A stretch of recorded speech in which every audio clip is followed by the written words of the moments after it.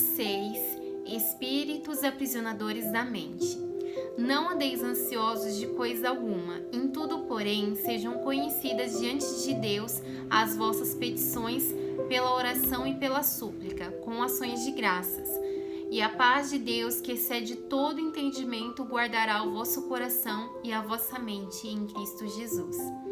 Filipenses capítulo 4, versículos 6 e 7. Na minha caminhada com Deus, certa vez, estava achando difícil acreditar em algumas coisas.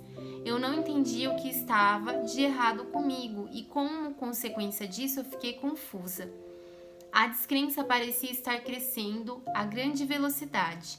Comecei a questionar o meu chamado e pensei que estava perdendo a visão que Deus havia me dado para o meu ministério. Eu estava infeliz.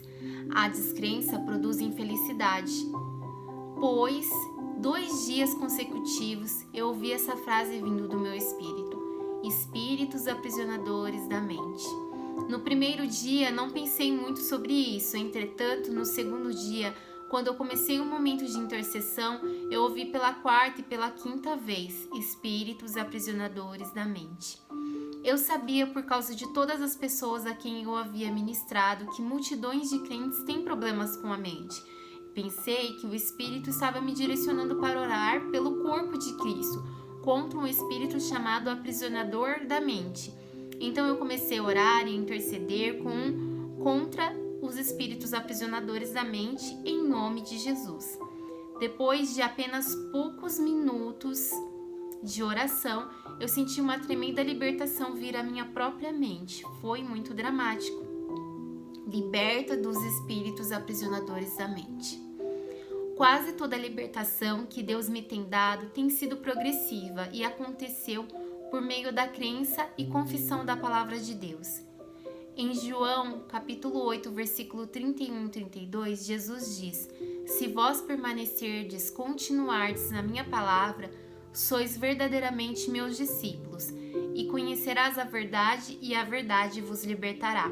E Salmos 107, versículo 20 diz: sobre o Senhor, enviou-lhes a sua palavra e os sarou, e os livrou do que lhes era mortal. Mas dessa vez eu sentia e sabia imediatamente que alguma coisa havia acontecido na minha mente. Dentro de minutos eu era capaz de acreditar outra vez em áreas com as quais tinha estado lutando minutos antes do meu momento de oração. Vou lhe dar um exemplo. Antes de ter sido atacada por demônios aprisionadores da mente, eu acreditava que, de acordo com a palavra de Deus, o fato de que eu era uma mulher de Fenton, Missouri, a quem ninguém conhecia, não faria nenhuma diferença em minha vida ou ministério. Gálatas 3, versículo 28. Quando Deus estivesse pronto, Ele abriria portas que ninguém poderia fechar. Apocalipse, capítulo 3, versículo 8. E eu pregaria por todo o mundo as mensagens práticas, libertadoras que Ele havia me dado. Eu acreditava que teria o privilégio de compartilhar o Evangelho com toda a nação pela rádio, não por causa de mim, mas a despeito de mim. Eu sabia que, de acordo com as Escrituras, Deus escolhe as coisas fracas e tolas para confundir os sábios. 1 Coríntios, capítulo 1, versículo 27. Eu acreditava que o Senhor iria me usar para curar os doentes. Eu acreditava toda sorte de coisas maravilhosas que Deus havia colocado em meu coração. Entretanto, quando os espíritos aprisionadores da mente me atacaram, eu não conseguia parecer acreditar em muita coisa. Eu pensava coisas do tipo: bem, eu provavelmente inventei tudo aquilo. Eu só acreditei porque queria, mas isso provavelmente jamais acontecerá. Mas quando os espíritos foram embora, a habilidade para crer veio correndo de volta. Decida acreditar. Também o Espírito Santo semelhantemente nos assiste em nossa fraqueza, porque não sabemos orar como convém, não sabemos que oração oferecer nem como oferecê-la de forma válida. Mas o mesmo Espírito recebe a nossa súplica e intercede por nós sobremaneira com gemidos inexprimíveis, muito profundos. Romanos capítulo 8, versículo 26. Como cristãos, precisamos aprender a decidir acreditar. Deus frequentemente nos dá fé, um produto do Espírito, com relação a coisas com as quais nossas mentes simplesmente podem nem sequer parecer estar de acordo. A mente quer entender o porquê, o quando e como de tudo. Frequentemente, quando esse entendimento não é dado por Deus, a mente se recusa a acreditar naquilo que ela não entende. Às vezes acontece de um crente saber alguma coisa em seu coração, seu homem interior, mas a sua mente luta contra isso.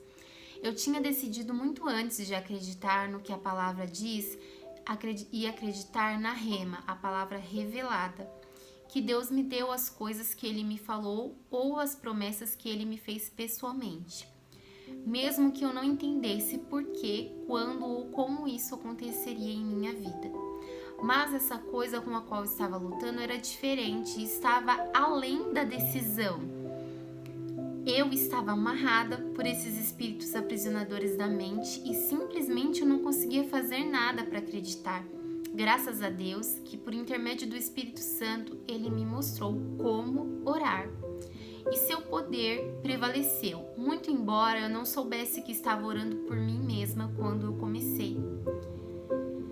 Tenho certeza de que você está lendo este livro nesse momento porque você foi direcionado a isso. Você também pode estar tendo problemas nessa área. Se for assim, eu o encorajo a orar no nome de Jesus.